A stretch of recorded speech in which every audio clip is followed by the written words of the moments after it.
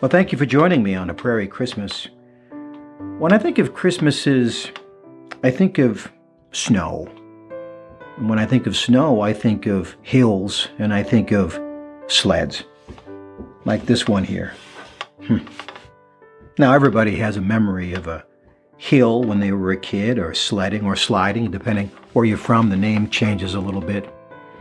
My father-in-law had a real legitimate hill. It was 1.5 miles long in the southeastern part of Minnesota. And they were dairy farmers, and after milking, they could take that sled, and if they were fast, they could get to the top of Hanson's Hill and do a thrilling 3-minute ride down to the bottom and get back to the barn in 15 minutes before their dad found out. Now, the dad didn't really care about sledding, but he did care about boots, and they were only given one pair of boots a year. Now, if you went on that hairpin curve, you had to drag the toe of your boots to make the corner, and he didn't like that. You wore out your boots, well, then you were done. Done sledding for the year.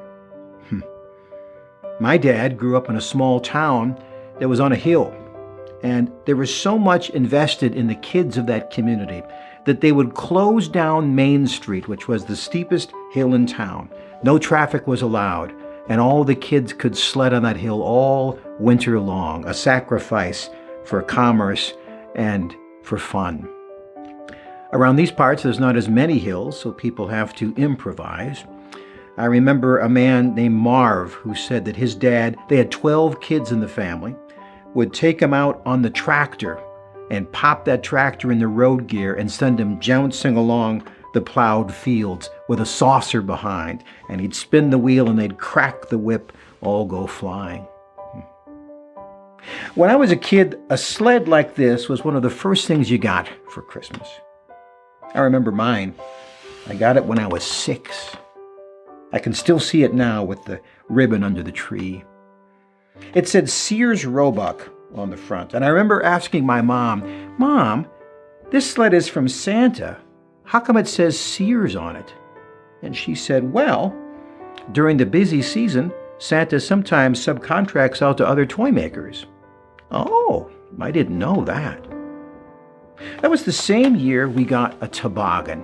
You know what I'm talking about? The ones with bent wood, alternating dark and light colors. I remember we got it that Christmas, and we begged and begged and begged our parents to go sledding on that toboggan. So we went out to our version of the hill. My dad was on the front, and then it was my oldest brother, and then my sister, and then me, and then my mom on the back, and we'd wrap our legs and arms around each other and hold on to the rope handles. And we went down that hill. It had rained the night before and then frozen, so there was a crust of ice. I'll never forget that, because that was the fastest trip our family ever took. That was actually the only trip our family ever took on that toboggan. My dad hit a bump and his glasses flew off, and my mom fell off the back and she compressed her spine. And they got up that Christmas Day and they said, "We are done." And they limped off to the house. Oh, we felt so bad for them, being old and all. I look back at that particular Christmas and I do the math. On that Christmas morning, they were both 36 years old. I found that toboggan in my parents' garage not that long ago. I was surprised at how much it had shrunk in all those years. And the sled, oh, it's like it knows it's not going to get used again. You see them now in theme restaurants, and you wonder if anybody's ever going to know what it's like to go on a Runnard sled. And me, I have this. Yes, for sentimental purposes, but maybe this year, if my back holds out, I'll give it one more glorious run.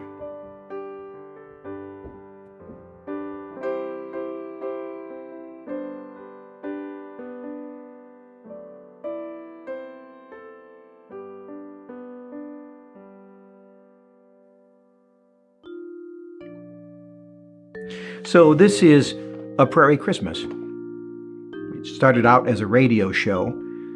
Most every town that had a radio station usually only had one, and that station had to do a lot of different duties. And one of the duties they would do during Christmas was they would play Christmas music, and there was always one guy that would do that. And in this particular town, his name was Ray Loftusness, and he had a program called The Holiday Inn. And then it went from person to person and place to place, and now I do it.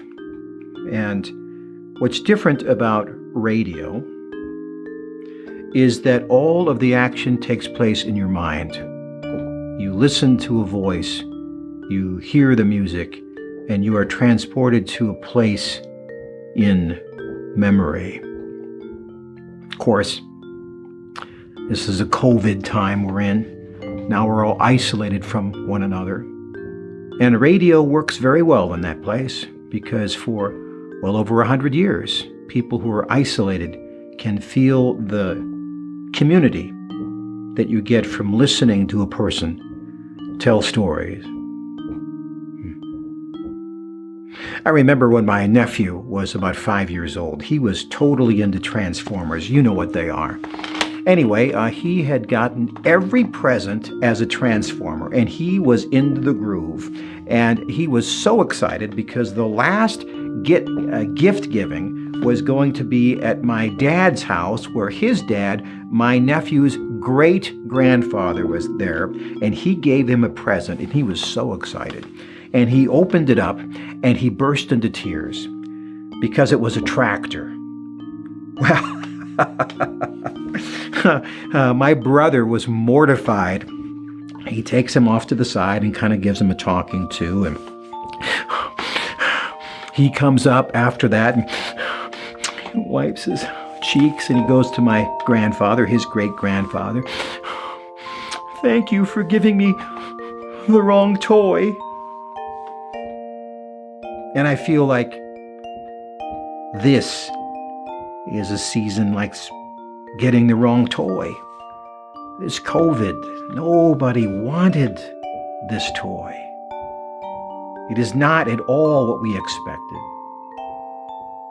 Yet I found something interesting in this gift I didn't want either. In these times of isolation and thought, what is truly important and precious to me, I've been able to think on more. Well, when you get older, people talk about the golden years. What are the golden years? Well, apparently there's some sort of 20-year period where you can play shuffleboard or go in an RV someplace, and maybe you get that. And yet, sadly, sometimes you don't. This is what I've come to understand about the golden years.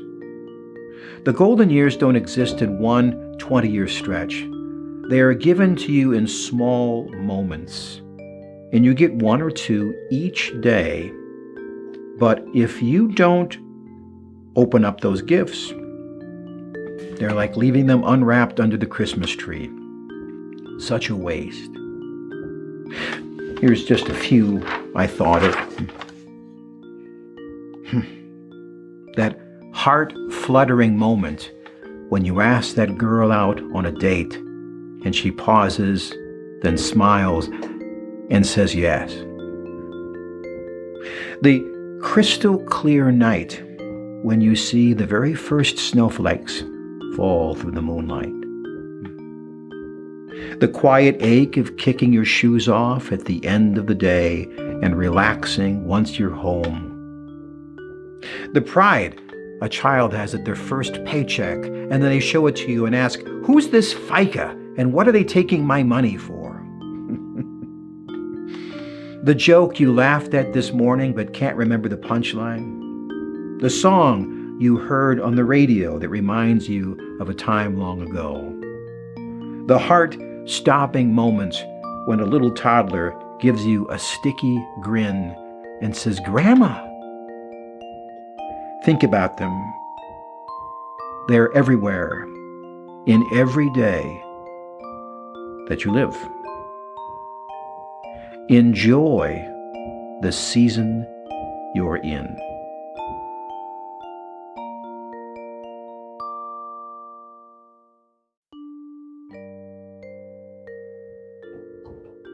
When you start out in life, it's exciting, but it's not always easy, is it? Especially when you have small children. We had first moved to our new town, and we had tried to sell our old house, but it wouldn't sell, and it wouldn't sell, and it wouldn't sell, and finally it sold. And on that particular year, it sold in November, and on November 1st, with the last dollar we had, we paid it off, and we were exactly penniless. Well, we still were making our bill payments. We were still living, but we weren't getting ahead. And we had Christmas on the way.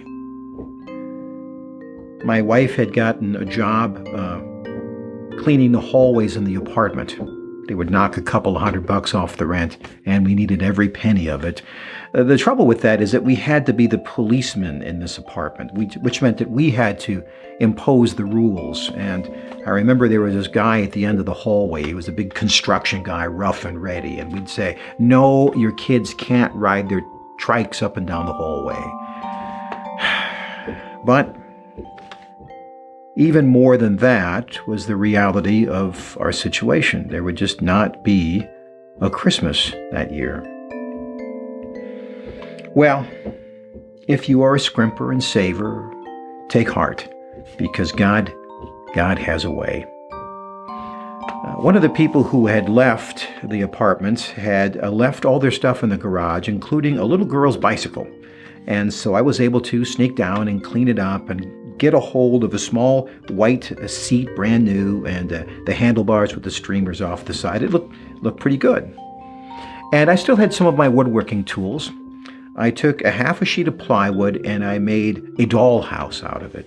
And Libby found some carpet remnants to use as carpet and had gone to a rummage sale and found little doll furniture. Now we had Christmas for them. The radio station manager gave everybody the week before Christmas a ham. And I remember everybody else complaining because it was a pressed ham. I remember thinking, this is awesome, because I was looking forward to hot dogs. And then my Aunt Irene sent us a check for $140, a fortune. And we were able to buy stocking stuffers, and we were able to buy things to have a real Christmas meal. My wife managed to get a hold of a green pullover, a mock sweater of some kind. It's worn out now, but I can't bear to part with it. The memories of that Christmas. And one more memory. It's about 2 o'clock in the morning on Christmas morning. I'd snuck out to the garage, and I was bringing the toys in from the hallway. And as I opened the door to our apartment, I heard this faint sound, and I looked up, and there at the end of the hallway was the construction worker, his hands full of presents. And he looked at me, and he smiled, and we laughed silently, and he said, "Merry Christmas, man." And I said, "Merry Christmas." So, to the scrimpers and the savers and the secret keepers, I say, God bless us, everyone.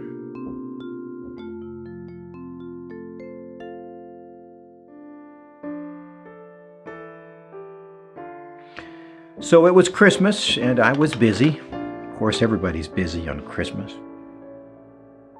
I was asked to go speak to a senior center to talk to the residents and get their spirits up, and I was not in the mood that day.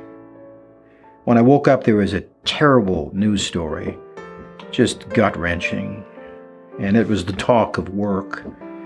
And then I had to make a quick drop-off at the grocery store, and I said, "Merry Christmas," as I always do, and the checkout person said, "Yeah, whatever." And I went out to my car, and as I was getting into my car, the car right next to me, the doors opened, and both people got out, and they were shouting and swearing at each other. And then I pulled out of the parking lot, and a guy swerved, and he shouted at me, cursing, honking his horn. And I thought, Are things this bad? Anyway, I made it to the senior center and thinking, I don't know how in the world I'm going to tell any kind of uplifting stories to these people. So the person who was in charge of it was introducing me around, and all of a sudden I hear a guy say, "Hey, Jeff, come here."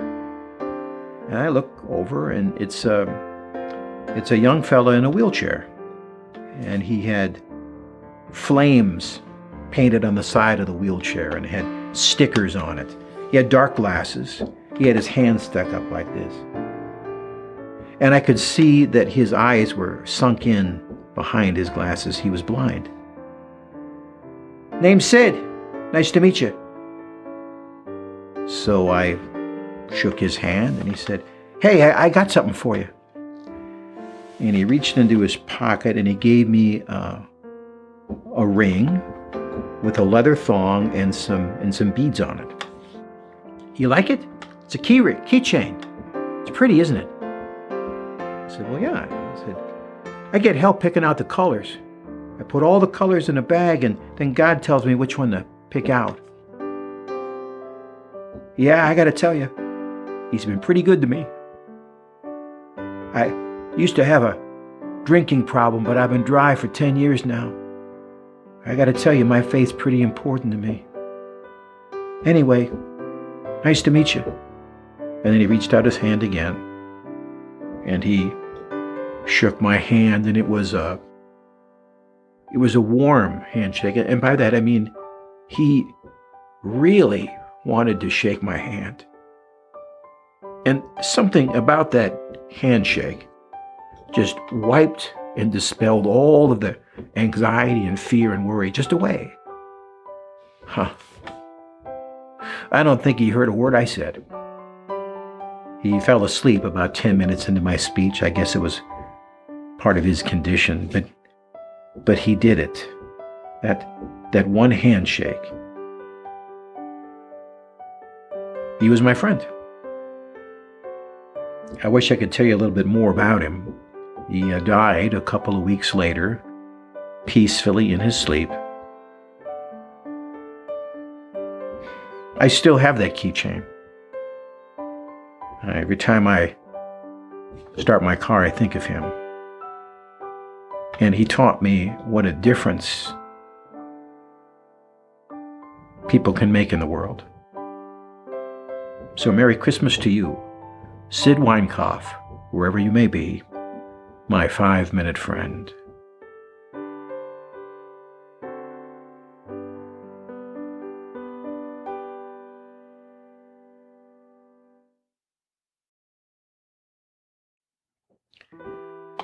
So we see them at church programs, kids in bathrobes. There's always 3 of them. They are the 3 wise men, and they're part of the Christmas story. But we wonder, what is their story? Well, for the answer, I will use a book by Ernest L. Martin, and I will use something from the book of Daniel. And it goes back to 500 years before Christ was born. His name was Daniel, and he was taken into custody with a number of other Jewish people into the kingdom of Nebuchadnezzar. And Nebuchadnezzar was not a good man. He was a bad man, an evil tyrant. He was the ruler of Babylonia. And when you went to serve the king of Babylonia, they gave you new names. They gave you new customs. They gave you new gods. But Daniel, a devout Jew, would not forget his God. And King Nebuchadnezzar had a series of bad dreams. It was the same dream over and over again. And he was so worried, it caused great anxiety. He was losing sleep. So he called his wise men together and they said, "What is it, O great ruler?" He said, "I had a terrible dream. I need you to interpret it." And they said, "Great. Tell us the dream and we'll tell you what it means." And he said, "Not so fast. You tell me what I dreamed and then interpret it." And they said, "King Nebuchadnezzar, no man can do that." And then he said, and I quote, "I have firmly decided this, you will be chopped into pieces and your houses turned into piles of rubble. And he was serious. He ordered all of the Magi to be executed in such a way. Well, Daniel and his group were in this group of Magi, and they were rounded up to be killed as well. And Daniel said, "What's going on?" And they told him, and he said, "Well, perhaps not I, but my God can interpret the dream." And so he does. King Nebuchadnezzar says, "What is it?" And he said, "Well, I can't do it, but my God can." And then he proceeded to tell him what the dream was and then what it meant. I won't get into details, but Daniel predicted not only the ruler of Babylonia, but the next 3 empires, ending with the Roman Empire, followed by the birth of a kingdom that would have no end and a king who would endure forever. So 500 years go by. Astrologers at the time would look at the stars and the planets, and they would try to divine what was going on in the heavens. And the Magi, these are people who believed not in God, but in God, in the creation. So they would look at the earth, wind, and fire, and they would look at the heavens. They called that the quintessence, and they believed that signs would come from the heavens. And they had the whole world mapped out in a horoscope. And the ruling country at the time was Rome, and they were in Leo, in that astrological sign. And so there were all tremendous signs and wonders and meetings of planets and things like that. And the idea would be that this was proof that Rome was now firmly established and would endure forever. Everybody believed that in the known world, except the Magi. They remembered the greatest member of their sect, named Daniel, 500 years earlier, had predicted that out of that zodiac, not the zodiac of Rome, but the zodiac sign of Israel, same Leo, out of that sign would come a Messiah whose reign would never end. So they went. They traveled thousands of dangerous miles. They faced ridicule and persecution, but they went because they believed in the possibility of the dreams of Daniel. And so it is today, that people who seek the truth, regardless of what people say, seek the King of Peace, who is the Christ of Christmas.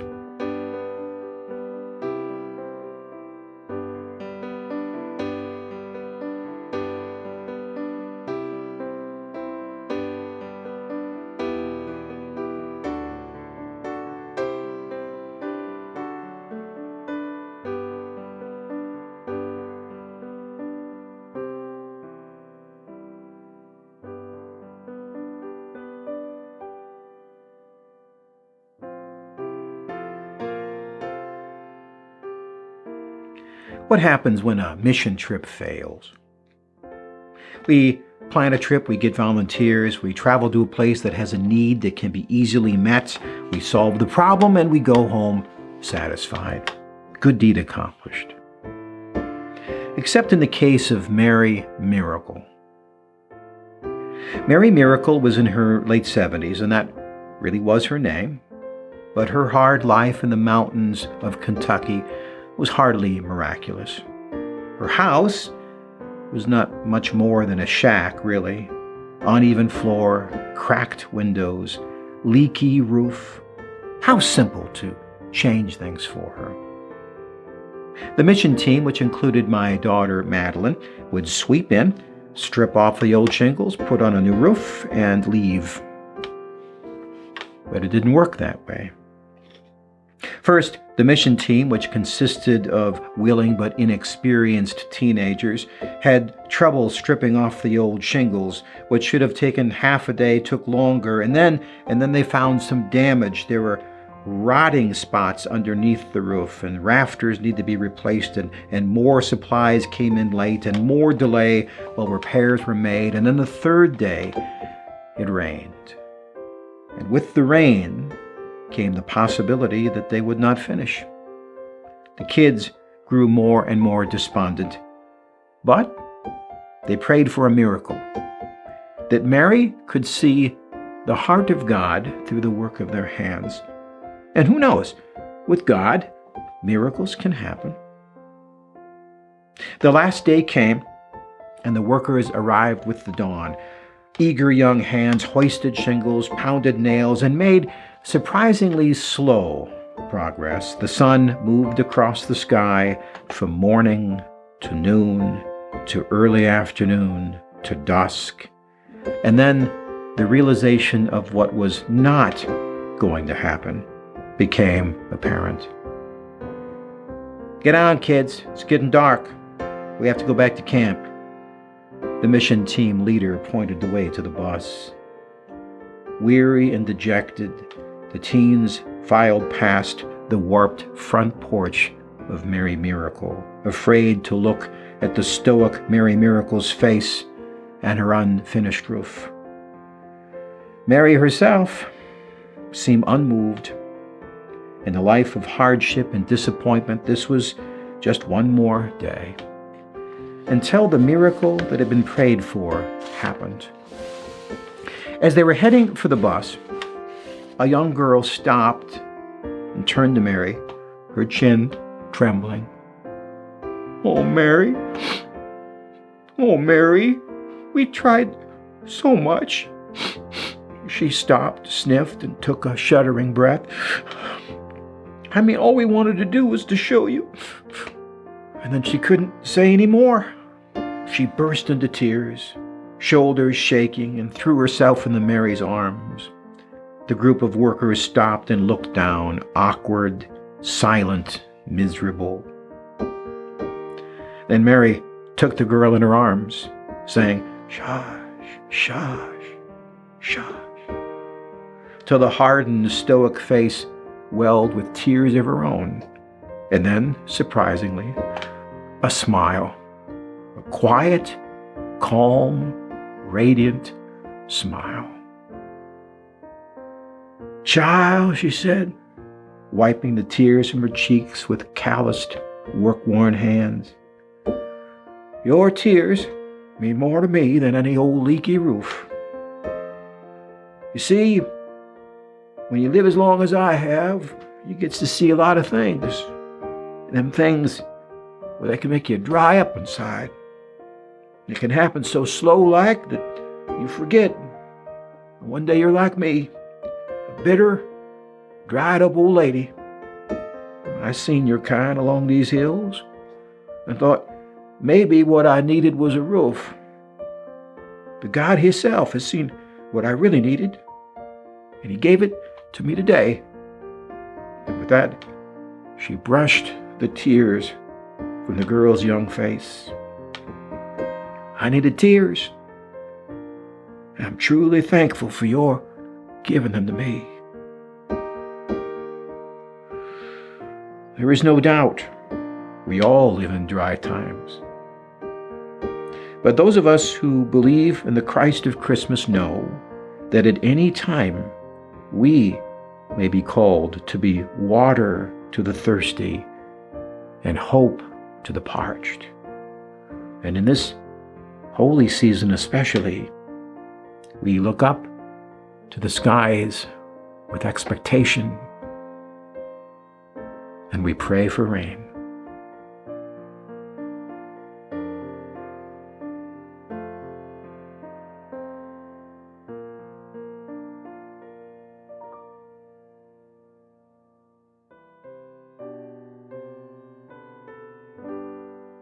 A few years back, I was walking through a street looking at the Christmas lights, and I saw this Christmas tree in somebody's lawn, and it looked peculiar to me.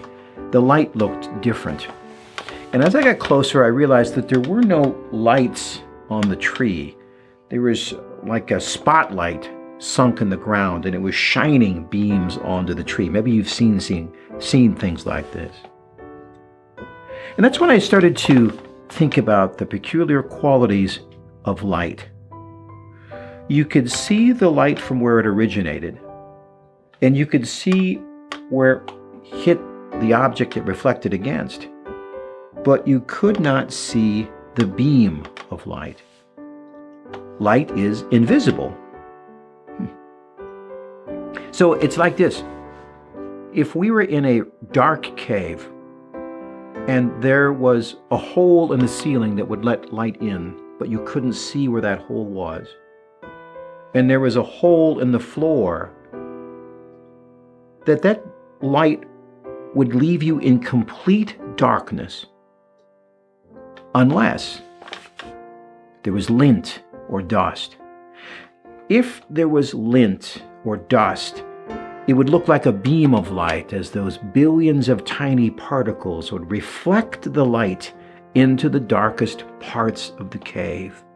And then anybody in complete darkness would look and see and have hope and turn toward the light. This is the season of light.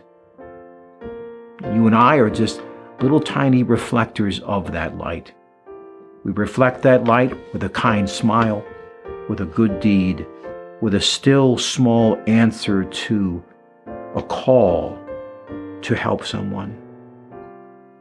And when we do, we act like a beam of light into a dark world, where everybody, regardless of the dark place they can be, can turn and see and find hope. This is why it's called the season of light. For, as it says in John 1:5, that light shines in the darkness, and the darkness has not overcome it.